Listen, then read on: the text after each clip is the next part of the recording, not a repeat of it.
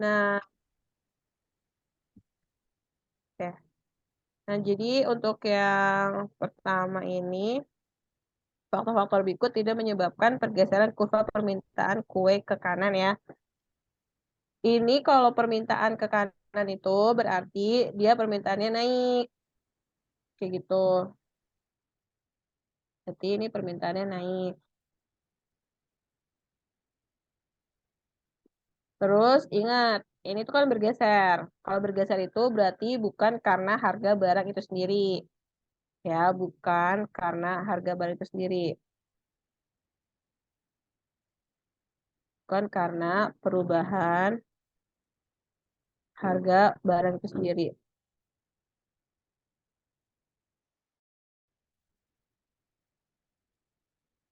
Nah, jadi yang benar yang mana nih?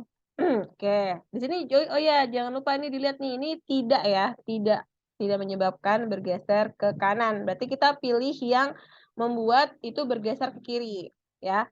Peningkatan pendapatan masyarakat itu geser ke kanan, ya. Permintaan jadi naik, berarti bergeser ke kanan.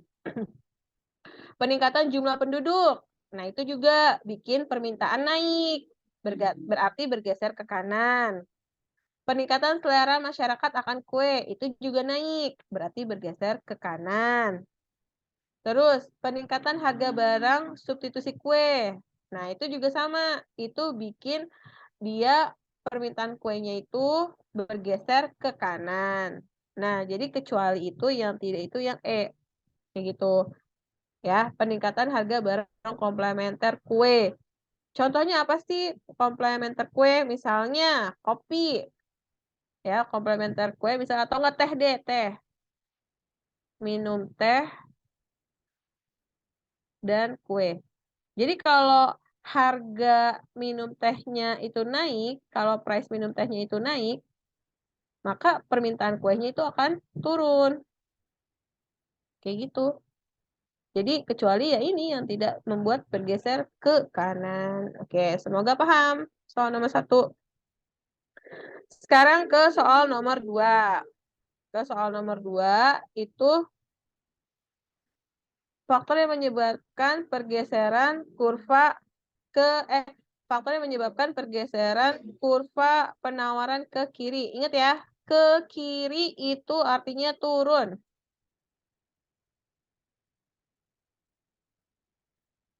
Ya, ke kiri itu artinya penawarannya turun.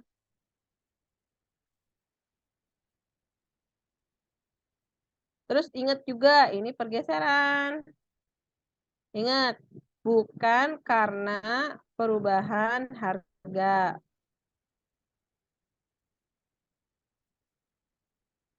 Perubahan harga barang itu sendiri.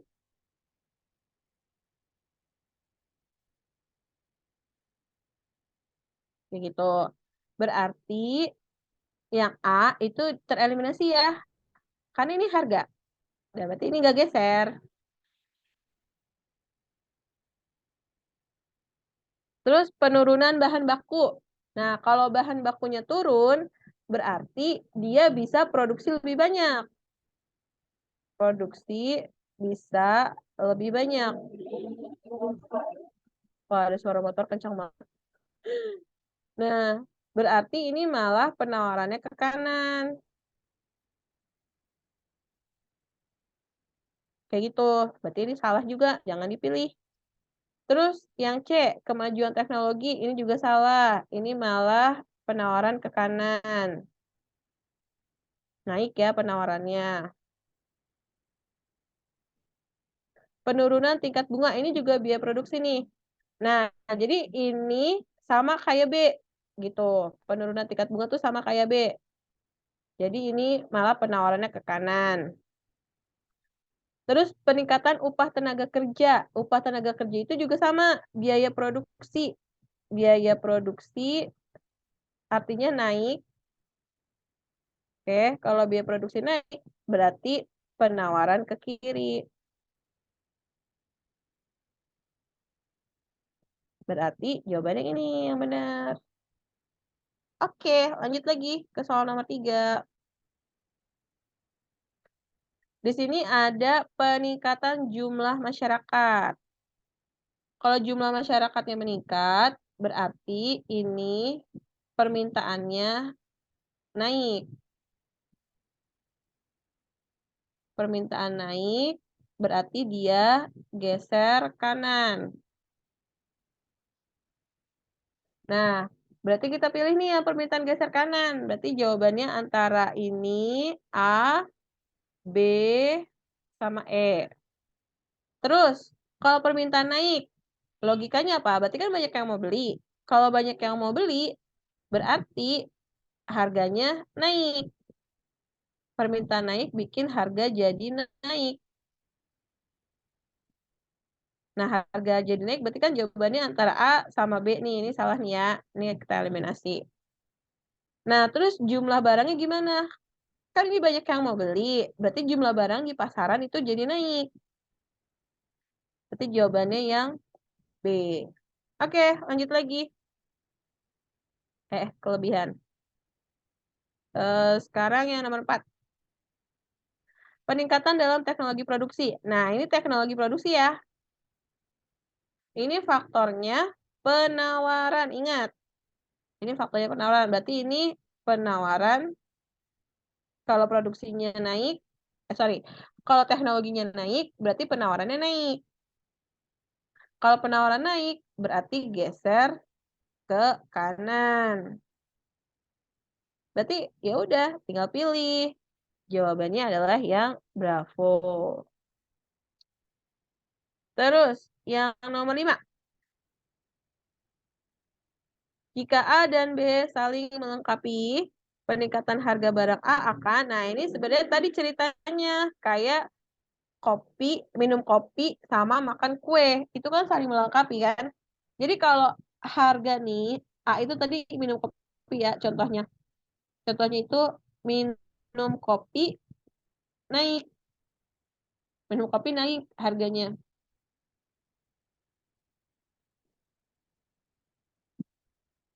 Maka orang nggak pada minum kopi.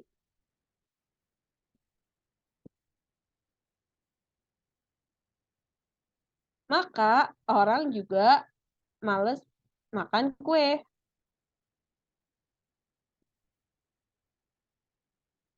Males makan kue. Gitu. Jadi menyebabkan permintaan si kue ini menurun. Ya. Maka permintaan kue menurun.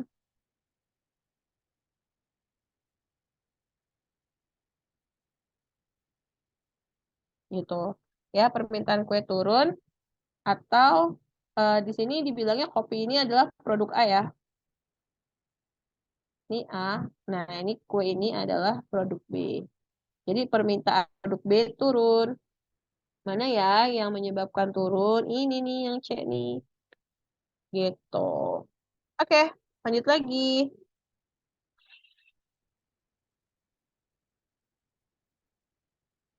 ke soal nomor 6.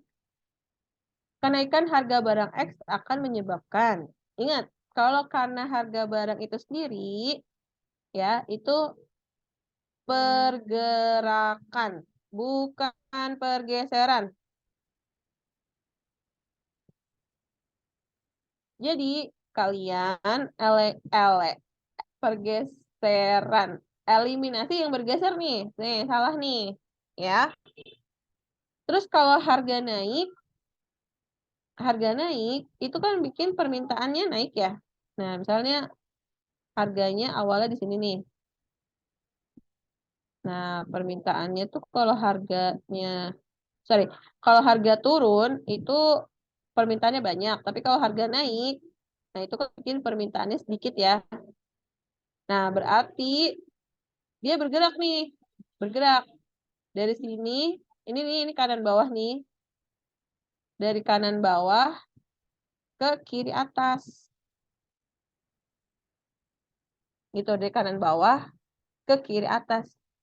Dari kanan bawah, kurva permintaan bergerak dari kanan bawah ke kiri atas. Oh, ini kayaknya typo nih. Ini belum diganti. dari Arsya, ini belum diganti nih. Ini dari kanan bawah ke kiri atas. Nah, harusnya jawabannya yang C. Ya, dari kanan bawah ke kiri atas. Nah, kalau penawaran gimana? Sorry. Tadi nggak typo, ternyata jawabannya D nih. Kalau yang penawaran gimana? Oh, penawaran juga bisa nih. Kalau harga naik, penawaran itu naik.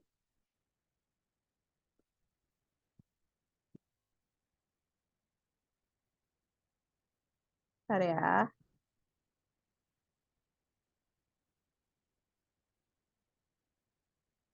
Kalau harga naik, penawaran itu naik.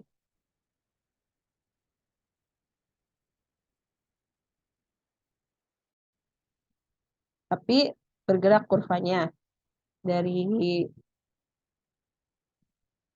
eh kalau harga naik, penawaran naik. Awalnya misalnya harga di sini. Nah, jumlah penawaran di sini. Harga naik. Penawaran misalnya naik nih, jumlah penawarannya jadi sebesar Q2 nih. Nah, berarti bergeraklah dari kiri bawah ke kanan atas.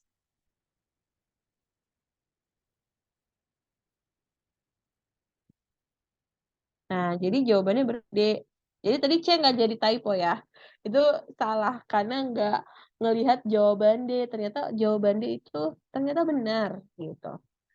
Terus kalau terjadi kelebihan permintaan tuh salah. Kenapa? Malah kan kalau harga naik malah kagak pada mau beli, nggak mau ada permintaan gitu. Permintaannya malah turun. Ya, justru permintaannya nggak lebih, malah menurun. Justru permintaan malah menurun. Oke, terus nomor 7. Berikut ini yang dapat menyebabkan penurunan harga suatu barang di pasaran. Oke, yang menyebabkan penurunan harga apa sih? Ya, biasanya karena nggak ada yang mau beli, alias karena permintaannya sedikit, atau karena yang ngejual banyak, alias penawarannya naik. Berarti jawabannya ini ya, yang C, kelebihan penawaran. Nah, ini salah nih, bukan kelebihan permintaan, harusnya penurunan permintaan. Terus bergeser kurva penawaran ke kiri, salah, harusnya bergesernya kurva penawaran ke kanan atau penawarannya naik. Bergeser kurva permintaan ke kanan itu juga salah, harusnya permintaannya ke kiri, ya. Terus meningkatnya biaya produksi itu juga salah, karena kalau biaya produksi meningkat, ini malah bikin penawarannya dikit. Gitu. Kalau penawaran sedikit, malah harganya bakalan naik. Gitu. Oke, lanjut. Kita ke struktur pasar.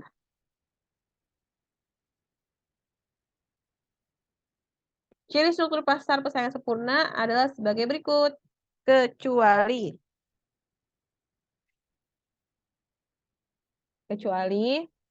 misalnya terdapat banyak penjual. Ini benar. Price taker, benar. Jangka panjang normal profit, benar. Kurva permintaan pasar berbentuk horizontal. Nah, ini jawabannya horizontal ya. Sedangkan produk yang diperdagangkan, produk yang diperdagangkan bisa bersifat homogen dan terdiferensiasi. Ini salah ya. Salah, sorry. Ini tadi benar, kurva permintaan pasar horizontal benar. Terus produk yang diperdagangkan bisa bersifat homogen dan terdiferensiasi itu salah. Karena dia itu justru cuma homogen aja, nggak terdiferensiasi.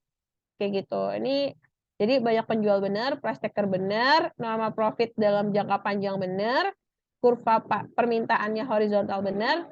Nah, produk yang diperdagangkan itu bersifat homogen aja. Kalau yang bersifat homogen dan terdiferensiasi itu pasar oligopoli.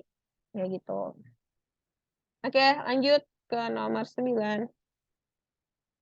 Nih, suatu perusahaan dalam struktur pasar persaingan sempurna menghasilkan output 100 unit, sementara harga barang tersebut di pasar Rp5.000. Pendapatan marginal itu kalau dalam catatan kita lambangkan dengan huruf MR atau singkatan dari marginal revenue. Ingat ya sifatnya, di pasar persaingan sempurna, dalam satu kurva horizontal ini berisi informasi demand sama dengan price, sama dengan average revenue, sama dengan marginal revenue. Berarti kalau di sini ada harga 5.000 alias price-nya 5.000, ya udah deh, otomatis si marginal revenue-nya juga 5.000 gitu.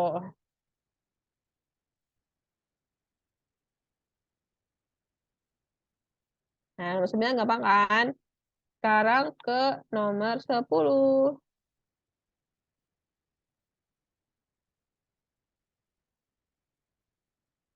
Berikut ini yang merupakan ciri pasar persaingan monopolistik.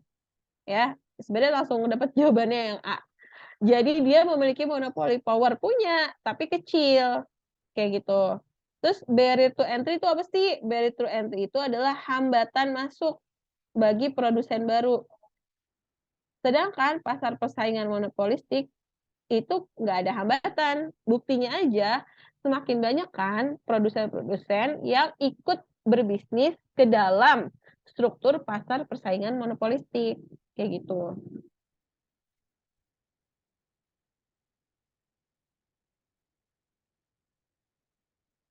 Terus kurva permintaannya adalah elastis sempurna, itu salah juga. Dia itu kurva permintaannya elastis aja, nggak ada pakai kata sempurna. Kalau yang elastis sempurna itu adalah pasar persaingan sempurna. Dalam jangka panjang dapat menderita kerugian, itu juga salah. Karena dalam jangka panjang itu harusnya sih dia bisa memperoleh laba normal.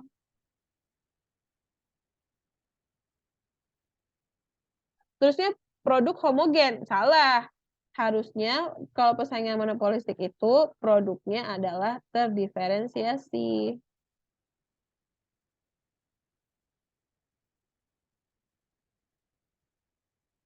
Kayak gitu. Oke, lanjut ke soal nomor 11. Pasar oligopoli adalah pasar di mana? Ya, di mana kalau oligopoli itu sedikit ya. Sedikit atau beberapa. Jadi langsung aja kita tembak di sini. Beberapa. Nah, ini beberapa. Jadi jawabannya D. Sedangkan kalau misalnya banyak penjual dan pembeli sama-sama mengetahui informasi pasar, ini adalah persaingan sempurna.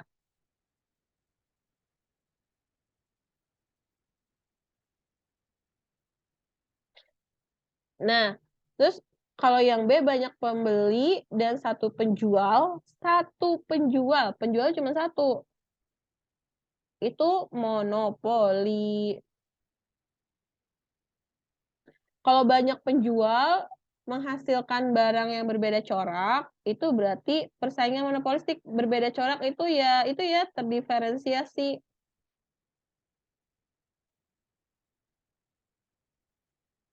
Kayak gitu. Nah, kalau satu penjual, pokoknya kalau satu penjual itu monopoli ya, satu penjual itu monopoli. Tapi ini bukan untuk berbagai jenis barang, untuk jenis barang tertentu. Ini kalimat selanjutnya kita silang aja. Oke, jadi jawabannya D ya, pasar oligopoli itu terdiri atas beberapa. Oke, lanjut ke nomor 12. Yang tidak sesuai dengan pasar monopoli. Jadi kalau pasar monopoli itu udah pasti yang asli. Kenapa langsung bisa disilang? Karena ini kata-katanya tidak akan menderita rugi. Wah, padahal enggak gitu. Persaingan monopolistik, persaingan sempurna, oligopoli, monopoli, kalau dalam jangka pendek ya, itu bisa menderita rugi. Jadi baru sebentar produksi atau baru awal-awal bisnis, itu mereka semua tipe pasar itu bisa rugi. Ini salah nih yang A. Dia bilang tidak akan menderita rugi, itu kayak sombong ya.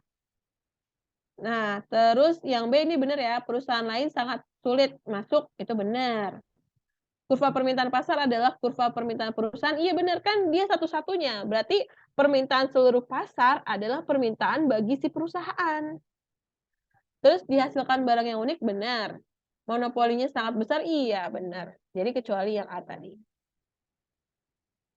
Lanjut. Kelebihan. Nomor 13.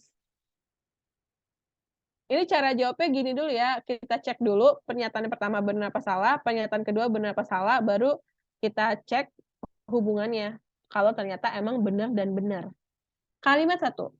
Para penjual di dalam pasar persaingan sempurna merupakan price taker. Benar. Pada pasar persaingan sempurna, barang yang dijual homogen. Benar.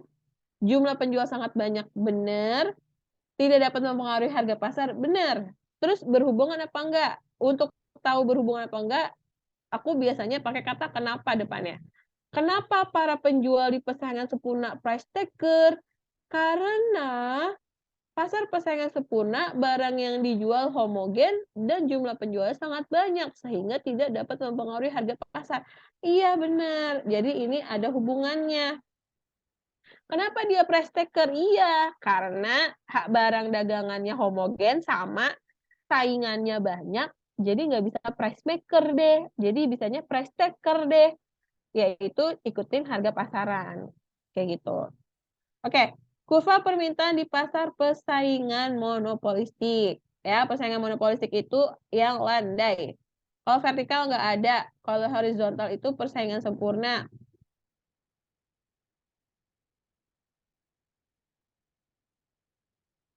Kalau curam itu dia monopoli. Kalau patah itu oligopoli. Gitu. Jadi itu gampang banget. Nomor 14 langsung dapat jawabannya C. Nomor 15, nomor terakhir. Hal yang terjadi di pasar persaingan monopolistik tetapi tidak terjadi pada pasar monopoli. Oke. Jadi ini yang khusus banget ciri persaingan monopolistik. Harga ditentukan oleh pasar, ini ciri persaingan sempurna. Price taker ya. Ini cirinya persaingan sempurna. Jadi bukan ini jawabannya ya. Harga ditentukan oleh pengusaha, ini cirinya persaingan monopolistik. Lalu cirinya oligopoli. Dan cirinya monopoli. Ini ciri ketiga. Di sini kan kita mau meng-highlight cirinya yang persaingan monopolistik ya. Jadi yang B tidak. Tidak terdapat hambatan untuk masuk atau keluar pasar. Ini cirinya persaingan sempurna.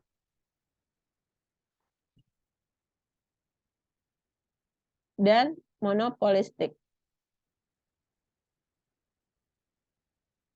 Nah, berarti ini jawabannya. Karena kan ini ciri monopolistik, tapi bukan ciri monopoli kan. Jumlah pedagang hanya 1, nah ini malah cirinya monopoli. Barang bersifat homogen, nah ini malah cirinya persaingan sempurna. Persaingan sempurna aja. Oke, selesai deh 15 soal. Terima kasih sudah memperhatikan. Semoga pembahasannya bermanfaat ya. Dan Assalamualaikum warahmatullahi wabarakatuh. Selamat beraktivitas.